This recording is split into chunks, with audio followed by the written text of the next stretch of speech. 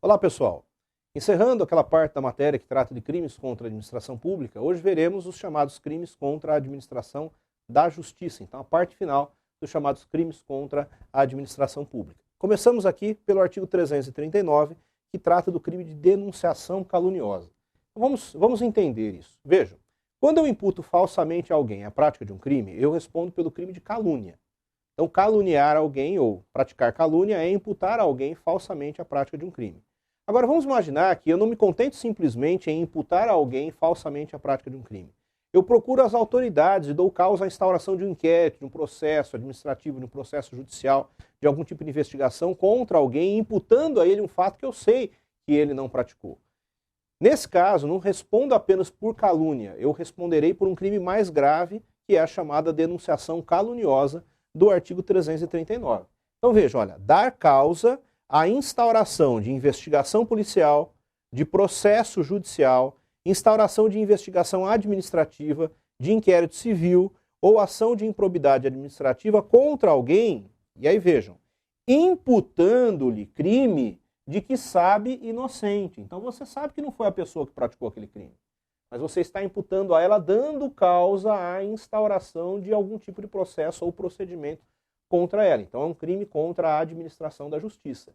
Tá? Será que deu para entender? Olha, se numa roda de amigos, por exemplo, eu digo, olha, fulano de tal está desviando dinheiro lá da prefeitura da cidade de tal lugar. Isso é calúnia. Agora, se eu vou numa delegacia e digo, olha, eu vim aqui fazer uma denúncia contra o fulano de tal, porque o fulano de tal ele está desviando dinheiro lá da prefeitura de tal lugar. Aí já é uma denunciação caluniosa, com uma pena de reclusão de 2 a 8 anos. Vejam, crime grave, 2 a 8 anos e multa. No parágrafo 1º, nós temos um aumento de pena. Olha, a pena é aumentada da 6ª parte se o agente se serve de anonimato. Então, dá causa à instauração desse procedimento investigativo ou de processo, usando de uma denúncia anônima ou de um outro nome, se passando por outra pessoa, dando um nome errado, um nome suposto. E o parágrafo 2º diz que a pena é diminuída da metade se a imputação é de prática de uma contravenção penal. Então, as contravenções, elas não são crimes, né? São infrações penais, mas infrações menores que os crimes. O professor Nelson Gria dizia que as contravenções penais eram crimes como crimes anões, né, crimes menores. Então, se a pessoa dá causa à instauração de um procedimento investigativo ou de um processo judicial, uma ação civil pública, enfim, por conta de contravenção penal, aí a pena é diminuída da metade. Ok? Bom, continuando. No artigo 340, nós temos a comunicação falsa de crime ou de contravenção. Mas qual que é a diferença de comunicar falsamente um crime e denunciar caluniosamente alguém? Então vejam, no artigo anterior, no 339, a pessoa dá causa à instauração de um inquérito, de um processo tal, imputando a alguém um fato, um crime, que ele sabe que a pessoa é inocente. Tá? Aqui, o que nós temos, na verdade, na comunicação falsa de crime ou de contravenção, é a pessoa que dá causa à instauração, né, comunica um crime, dando causa à instauração de um inquérito, de um processo, um crime que ele sabe que não aconteceu. Então ele não está acusando alguém, ele está registrando uma ocorrência, por exemplo, de um crime que na verdade não aconteceu. Vamos supor que ele pretende fraudar um seguro, e aí ele vai lá, acaba fazendo um boletim de ocorrência que o carro dele foi furtado, né, e na verdade esse furto não existiu. Então nós temos o crime de comunicação falsa de crime ou de contravenção. Então olha, provocar a ação de autoridade comunicando-lhe a ocorrência de crime ou de contravenção que sabe não ter se verificado. Pena detenção de 1 a 6 meses ou multa. Então, na denunciação caluniosa, eu dou causa à instauração de um procedimento contra alguém, imputando a ele um crime que eu sei que não é verdade, e aqui eu provoco a ação da autoridade comunicando um crime que eu sei que nem aconteceu. A detenção de 1 a 6 meses ou multa. Bom, no 341 eu tenho a autoacusação falsa. Então, olha, acusar-se perante a autoridade de crime inexistente ou praticado por outra pessoa. Detenção de 3 meses a 2 anos ou multa. E alguns poderiam se perguntar, mas por que cargas d'água? Alguém compareceria à presença de uma autoridade e assumiria um crime que não foi ele que praticou ou um crime inexistente. Ora, gente, existem vários motivos. Pode ser que essa pessoa tenha sido comprada para isso. Pode ser que essa pessoa tenha se autoacusado de um crime para proteger o verdadeiro autor. pode ser que ela tenha sido constrangida, que ela tenha sido forçada a isso, pode ser que ela tenha até assumido um crime para ganhar notoriedade, que eu já vi acontecer. Então, existem vários motivos que podem levar alguém a se autoacusar por um crime que ele não cometeu ou que nem foi praticado, nem existe. Mas enfim, pena, detenção de 3 meses a 2 anos ou multa. Agora, no artigo 342, aqui eu já tenho um crime mais comum de acontecer. Né? A autoacusação falsa não é um crime comum. Né? A comunicação falsa de um crime, a denunciação caluniosa não é tão comum de você ver no dia a dia. Agora, o falso testemunho já é mais comum, falso testemunho ou falsa perícia. Então vamos imaginar que alguém foi intimado para ser testemunha e quem é intimado para ser testemunha tem o dever de dizer a verdade. É diferente do réu. O réu, ele não é obrigado a produzir prova contra si próprio, então ele não tem o dever de dizer a verdade. Ou a vítima, que a vítima é parte interessada, então ela também não tem esse compromisso de dizer a verdade. Agora, a testemunha ela tem que ser imparcial, ela tem que ir lá e relatar o que realmente aconteceu. E quem quebra com esse dever, né, e acaba omitindo um fato verdadeiro, ou então acaba alterando, mentindo, responde pelo crime de falso testemunho. Então veja, olha, fazer afirmação falsa. Então afirmar algo que ele sabe que não aconteceu, que não foi daquele jeito. Então fazer afirmação falsa. Ou negar, ou calar a verdade. Então o simples fato da pessoa se omitir. Como testemunha, perito, contador, tradutor ou intérprete em processo judicial, administrativo, inquérito policial ou em juízo arbitral. Reclusão de 2 a 4 anos e multa. Então vejam, esse crime do artigo 342, gente, ele não se aplica só à testemunha, né, que faz uma afirmação falsa ou que nega ou cala a verdade. Também se aplica ao perito, que é o técnico, né, o expert, que é chamado pelo juiz para avaliar uma determinada situação e emitir um parecer a respeito. É o contador judicial, aquele que é encarregado da elaboração de cálculos de atualização e etc. O tradutor, aquela pessoa que eu chamo muitas vezes quando eu tenho uma testemunha que fala uma outra língua, o juiz não é obrigado a conhecer todas as línguas, então ele pode chamar um tradutor. É um intérprete, quando eu tenho, por exemplo, um surdo-mudo, eu preciso de alguém que entenda a linguagem de sinais, então eu chamo um intérprete. Qualquer dessas pessoas que faltar com a verdade, ou negar ou calar a verdade, responde pelo crime de falso testemunho. Bom, aumento de pena. As penas aumentam de 1/6 até 1/3 se o crime é praticado mediante suborno, né? Então a pessoa recebeu dinheiro para mentir, ou se cometido com o fim de obter prova destinada a produzir efeito no processo penal. Então, falso testemunho no processo criminal, no processo penal, ele tem uma pena de um aumento de pena de 1/6 a 1/3, ou então em processo civil em que for parte a entidade da administração pública, direta ou indireta. Então, nesses processos em que uma das partes for a administração pública, se houver falso testemunho, também há esse aumento de pena de 1/6 até a metade. Ok? Bom, continuando. O parágrafo 2º permite a retratação. Então, ele diz assim, olha, o fato deixa de ser punível, né? Deixa de ser punível se antes da sentença, no processo em que ocorreu o ilícito, o agente se retrata ou declara a verdade. Então vejam, gente, quando alguém mente em juízo, comete o crime de falso testemunho, é óbvio que ele não vai ser processado pelo falso testemunho no processo onde ele mentiu. Vai ser instaurado um inquérito e haverá um outro processo, um processo por falso testemunho. E aí aqui existe a possibilidade, o legislador, com o fim de tentar descobrir a verdade, ele incentiva a retratação. Ele incentiva que a pessoa que mentiu volte lá e se retrate. Diga, olha, eu menti, não foi isso que aconteceu, eu vim aqui contar a verdade. Só que para que essa retratação surta efeito, para que a pessoa que se retrate realmente fique isenta de pena, ela tem que contar a verdade não no processo por falso testemunho. Ela tem que contar a verdade no processo onde ela mentiu. Tá? E isso tem que ser antes desse processo chegar ao fim. Então, antes da sentença no processo em que ocorreu o ilícito. Existe essa possibilidade de retratação. Bom, aqui eu coloquei a súmula 165, diz compete à Justiça Federal processar e julgar o crime de falso testemunho cometido no processo trabalhista. Né? Então, se a pessoa mente na Justiça do Trabalho, comete o crime de falso testemunho na Justiça do Trabalho, ela não vai ser processada criminalmente na Justiça do Trabalho, porque a Justiça do Trabalho não tem competência criminal.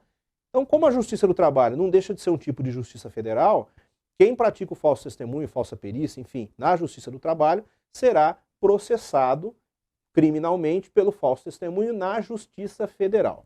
Ok? Súmula 165 do STJ. Bom, continuando. corrupção ativa de testemunha ou perito. Então nós vimos, por exemplo, que existe um aumento de pena se o sujeito receber suborno, se ele for comprado para mentir. Bom, tudo bem, ele responde por falso testemunho, falsa perícia, enfim. E quem comprou? E quem ofereceu? Responde por que crime? Então nós temos aqui a corrupção ativa de testemunha ou perito.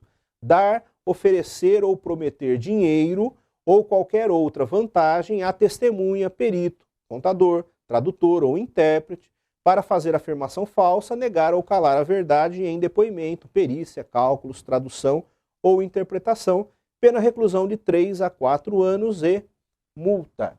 Então, a testemunha que recebe para mentir responde pelo falso testemunho com uma pena aumentada e quem pagou para ela mentir responde pelo crime do artigo 343. Ok? Bom, dando continuidade, pessoal. Aumento de pena. Parágrafo único. As penas aumentam-se de 1/6 a 1/3 se o crime é cometido com o fim de obter prova destinada a produzir efeito também em processo penal, então o corruptor tem a pena aumentada, ou em processo civil do qual faça parte a administração pública, também a pena é aumentada. Então o mesmo tipo de aumento que existe no falso testemunho também existe aqui na corrupção. Bom, no 344 eu tenho a coação no curso do processo. Então vamos imaginar, por exemplo, que a pessoa, ao invés de tentar comprar a testemunha, ela optou por seguir um outro caminho. Ela optou por ameaçar a testemunha. A gente ouve falar muito isso em relação ao crime organizado. Então, olha, ninguém quer testemunhar a respeito do crime. Uma execução, um homicídio no meio de um bairro, cheio de pessoas ali, mais de 50 pessoas viram o que aconteceu e não tem uma alma que queira testemunhar. Por quê? O que existe por trás desse silêncio? Existe normalmente o crime de coação no curso do processo. Então, olha, usar de violência ou grave ameaça com o fim de favorecer interesse próprio ou alheio contra a autoridade, parte ou qualquer outra pessoa que funciona ou é chamada a intervir em processo judicial, policial ou administrativo ou em juízo arbitral. Reclusão de 1 a 4 anos e multa, além da pena correspondente à violência. Então, qualquer um que tenta resolver a questão usando de violência, usando de grave ameaça para se beneficiar, num processo judicial, enfim, no inquérito, responde pela coação no curso do processo. Bom, no artigo 345, eu tenho aqui, muitos dizem, olha, o crime mais bonito do Código Penal é o exercício arbitrário das próprias razões. Olha só. Então vejam, são poucos os casos em que o legislador lhe permite fazer justiça com as próprias mãos. O legislador permite ou autoriza o que nós chamamos de autotutela. Eu dou um exemplo. A legítima defesa, por exemplo, é um desses casos. Então, se eu estou na iminência de sofrer uma agressão injusta e eu não tenho como me socorrer do Estado naquele momento, então o legislador me permite que eu também use de violência para repelir essa agressão injusta. Porque eu não tenho naquele momento como me socorrer do Estado. Agora, normalmente, eu não posso fazer justiça com as próprias mãos. Eu tenho que me socorrer do poder público. Eu tenho meios legais para a satisfação dos meus interesses. Senão ia virar terra de ninguém. Todo mundo ia passar a mão num pedaço de pau, numa arma e ia tentar resolver seus problemas. Então vamos supor, se alguém deve para mim, eu não posso simplesmente ir lá na casa do sujeito com um taco de beisebol na mão tentar receber a minha dívida. Se eu fizer isso, eu responderei pelo crime de exercício arbitrário das próprias razões. Eu tenho razão, mas o exercício dessa minha razão está sendo arbitrária, além do que a lei me permite. Eu teria que me socorrer das vias judiciais para receber a minha dívida. Então vejam, fazer justiça pelas próprias mãos para satisfazer pretensão, embora legítima. Embora legítima, o cara me deve mesmo. Salvo quando a lei o permite, salvo excepcionalmente quando a lei permite, que é o caso, por exemplo, da legítima defesa. Detenção de 15 dias a 1 mês ou multa, além da pena correspondente à violência. Parágrafo único. Se não há emprego de violência, somente se procede mediante queixa. Então, o exercício arbitrário das próprias razões se não houver violência, se for só uma ameaça, por exemplo, depende da propositura de uma queixa-crime pela vítima. Eu já vi em algumas provas da OAB, algumas questões envolvendo o exercício arbitrário das próprias razões. Confesso que, particularmente, eu nunca tive um caso real de alguém processado por esse crime. Mas, enfim, está aqui previsto dentre os crimes contra a administração da justiça. O artigo 347 trata da fraude processual. O O que seria a fraude processual? Gente, vejam, estamos falando de crimes contra a administração da justiça, então estou tentando criar algum problema para a justiça, para a justiça descobrir o que realmente aconteceu, para a responsabilização do verdadeiro culpado. Então o que seria a fraude processual? A pessoa que, por exemplo, adultera a cena do crime, tentando assim confundir os peritos ou a autoridade responsável pelas investigações, o juiz. Então seria uma fraude processual. Olha. Inovar, o que é inovar? Mudar, alterar o estado das coisas. Inovar artificiosamente na pendência de processo civil ou administrativo, e depois ele vai falar do criminal, inovar o estado de lugar, de coisa ou de pessoa com o fim, é um crime formal, tem que ter o fim de induzir a erro o juiz ou o perito. Então vamos imaginar, por exemplo, que o pai do sujeito que jogou a filha do alto de um prédio, resolva entrar na cena do crime e adulterar elementos da cena do crime para assim confundir a perícia. Que crime é esse? Fraude processual. Ok? Pena detenção de 3 meses a 2 anos e multa. Parágrafo único. Se a inovação se destina a produzir efeito em processo penal, ainda que não iniciado, ainda que durante a fase de inquérito, as penas aplicam-se em dobro. Então essa é a chamada fraude processual do artigo 347.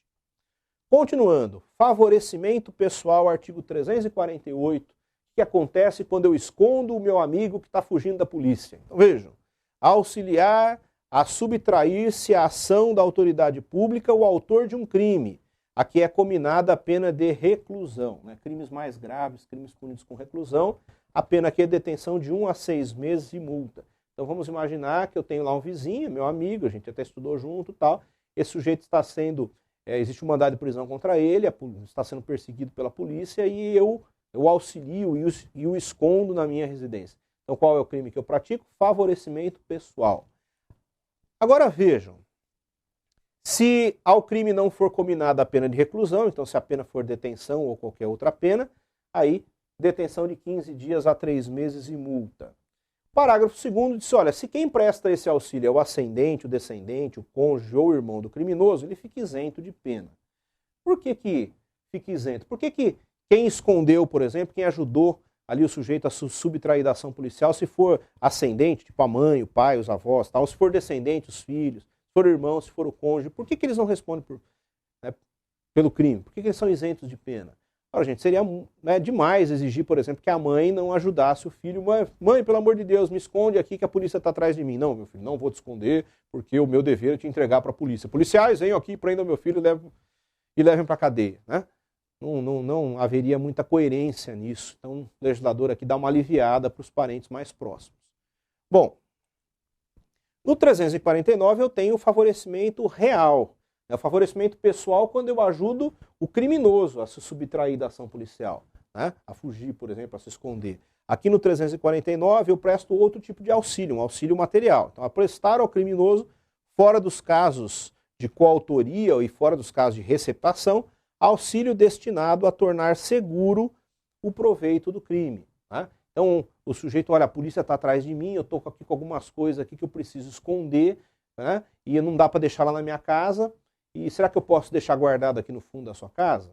Então, se eu disser sim, pode deixar guardado aqui, eu estou respondendo pelo favorecimento real. Detenção de 1 a 6 meses e multa. Bom, continuando. Ingresso não autorizado de aparelho telefônico ou similar em presídio. A gente já viu, em outra oportunidade, gente, que o funcionário que faz vistas grossas e acaba permitindo que o aparelho entre, que o celular seja usado lá dentro, responde por um crime equiparado a prevaricação. Aqui é mais grave, é o agente que ingressa, que promove, que intermedia, que auxilia ou que facilita a entrada do aparelho telefone de comunicação móvel, de rádio ou similar, sem autorização legal, dentro do estabelecimento prisional. Então ele não está apenas fazendo vista grossa, ele participa ativamente da entrada do aparelho celular, de qualquer tipo de equipamento que sirva para comunicação com o exterior. Pena detenção de 3 meses a 1 ano. Se o sujeito cobrar para fazer isso, gente, solicitar alguma vantagem para entrar com esse aparelho, por exemplo, eu posso ter ainda outros crimes correlacionados, como, por exemplo, a corrupção passiva. O que mais? Artigo 350, olha, exercício arbitrário ou abuso de poder. Isso aqui A exemplo da violência arbitrária, também está tacitamente revogado pela Lei de Abuso de Autoridade, que é a Lei 4.898 de 1965. Então, olha, ordenar ou executar medida privativa de liberdade individual sem as formalidades legais ou com abuso de poder, né? Você prender alguém sem que haja mandado de prisão, sem que seja um caso de flagrante e tal. Só que isso hoje é regulado pela Lei de Abuso de Autoridade, pela Lei 4.898.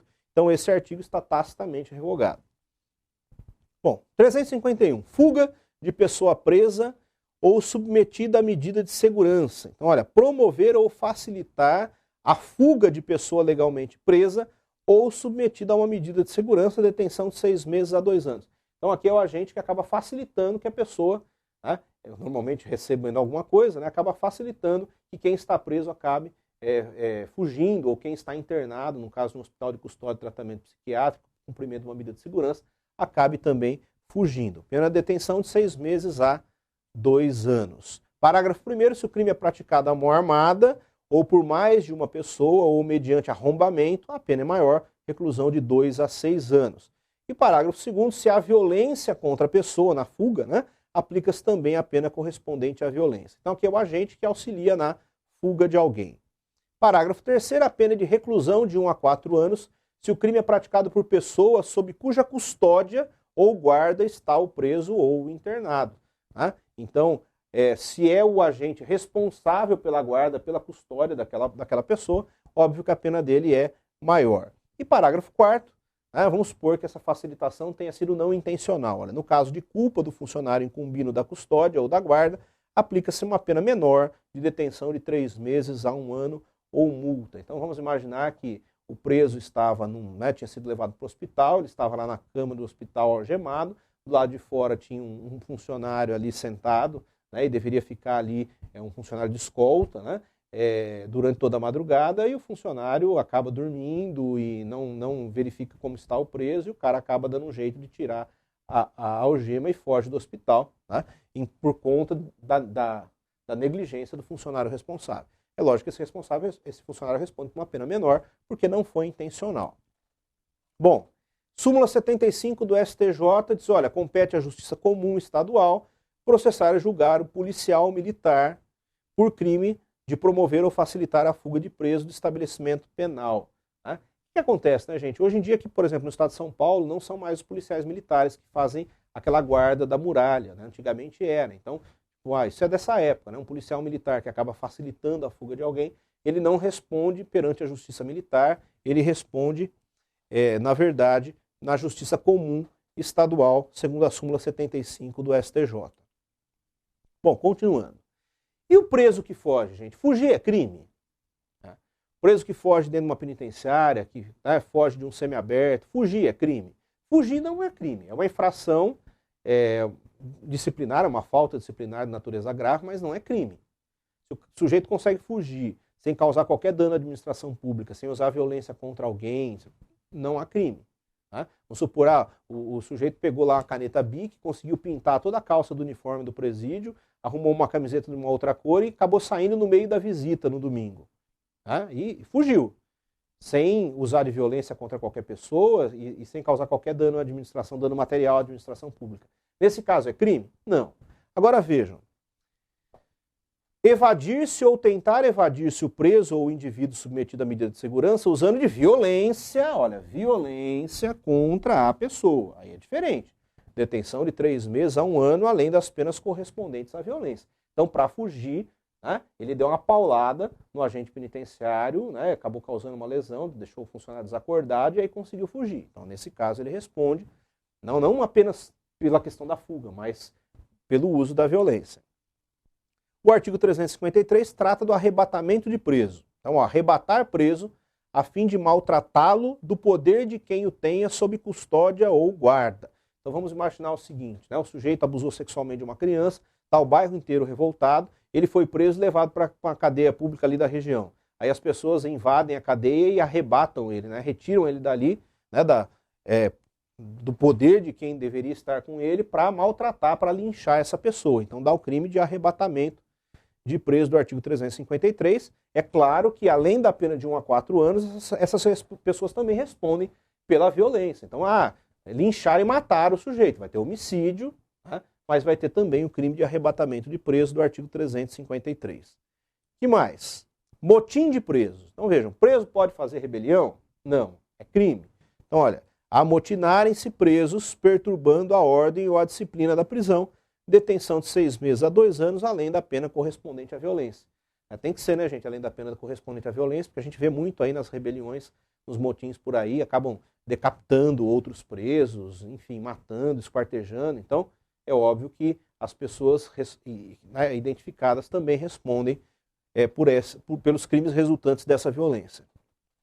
Bom, no artigo 355 eu tenho o chamado patrocínio infiel, então que são crimes praticados por advogados. Vejam, trair na qualidade de advogado ou procurador o dever profissional, prejudicando o interesse cujo patrocínio em juízo lhe é confiado.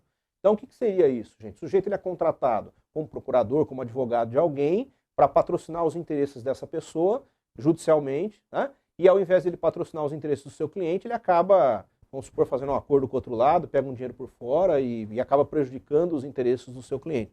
Então ele responde pelo patrocínio infiel, detenção de 6 meses a 3 anos e multa. Bom, o parágrafo único trata do patrocínio simultâneo, também conhecido como tergiversação. O que seria isso? O sujeito ele joga dos dois lados, né? O advogado, o procurador, que acaba jogando dos dois lados. Olha, incorre na pena deste artigo o advogado ou procurador que defende na mesma causa simultaneamente ou sucessivamente partes contrárias. Então vejam, simultaneamente é mais difícil ainda, né, gente? Imaginem, a pessoa ao mesmo tempo está ali defendendo o autor e o réu da ação. Não tem como. Né? Mesmo sucessivamente dá patrocínio infiel. Tipo, ele foi advogado de uma das partes, né, e aí encerrou o contrato, houve a revogação do mandato, e aí, de birra, ele pega a parte contrária como cliente e passa de, por exemplo, defensor do autor, passa a defender o réu. Então, aí nesse caso, também há o patrocínio simultâneo ou tergiversação. Por quê, gente? Por que o sujeito não pode deixar de ser advogado de um e passar a ser o advogado do outro lado? É porque ele teve acesso a informações privilegiadas que poderiam prejudicar a pessoa que lhe outorgou a primeira procuração. Então não é ético que o advogado, nesse caso, defenda os interesses de uma das partes e depois defenda o interesse da outra. Não faz sentido. Bom, que mais? Sonegação de papel ou objeto de valor probatório. Então o que acontece quando eu sumo com um processo? Então o sujeito que desaparece, eu já fui chefe de cartório, já passei pela situação do sujeito chegar no balcão, pedir para ver 3 ou 4 processos, né? E aí na hora de devolver os processos, ele pegou um dos processos, enfiou embaixo da pasta e saiu com pasta, com processo, pasta e tudo. E aí um funcionário viu, a gente acabou acionando a segurança, o sujeito foi preso. Então, qual é o crime? Olha, sonegação de papel ou objeto de valor probatório. Inutilizar total ou parcialmente, ou deixar de restituir, de devolver, autos, documento ou objeto de valor probatório que recebeu na qualidade de advogado ou de procurador. Pena de detenção de 6 meses a 3 anos e multa. Que mais? Vamos lá. Exploração de prestígio. Bom, quando nós vimos os crimes praticados por particular contra a administração pública, nós vimos que lá existe o chamado tráfico de influência. Então, o terceiro particular, né, que pede algum tipo de... que pede alguma vantagem, né, dinheiro ou qualquer outra vantagem, a pretexto de influir junto a um funcionário. Então, olha, tipo, me dá 2.000 aí que eu conheço lá o funcionário e eu resolvo para você. Então ele vende uma influência, uma suposta influência, né? Às vezes ele nem tem, na verdade, essa influência. Mas enfim, aqui nós temos um crime muito parecido, que é a exploração de prestígio, quando o terceiro particular pede algum tipo de vantagem, pede dinheiro a pretexto de influir, não com qualquer funcionário, de influir com juiz, com promotor, com funcionários do judiciário. Aí dá a exploração de prestígio. Solicitar ou receber dinheiro ou qualquer outra utilidade a pretexto, dizendo que você tem alguma influência a pretexto de influir em juiz, em jurado, em órgão do Ministério Público, funcionário da Justiça, perito, tradutor, intérprete ou testemunha. Reclusão de 1 a 5 anos e multa. Então vejam, se eu te peço algum tipo de vantagem a pretexto de influir a um funcionário do executivo, por exemplo, é tráfico de influência.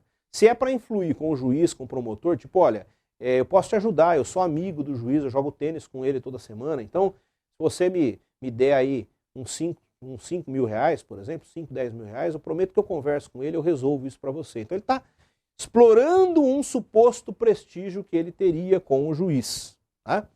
Bom, Parágrafo único. As penas aumentam-se de 1/3 se o agente ainda alega ou insinua que o dinheiro ou utilidade também se destina àquelas pessoas referidas neste artigo. Então é pior ainda, gente, se ele diz que o dinheiro é para dar para o juiz, para o promotor, para o funcionário e tal. Então a pena é maior. Ok? Bom, com isso nós terminamos aqui os crimes contra a administração da justiça e, portanto, os crimes contra a administração pública. Né? Nós nos vemos numa próxima oportunidade. Uma boa sorte a todos e bons estudos.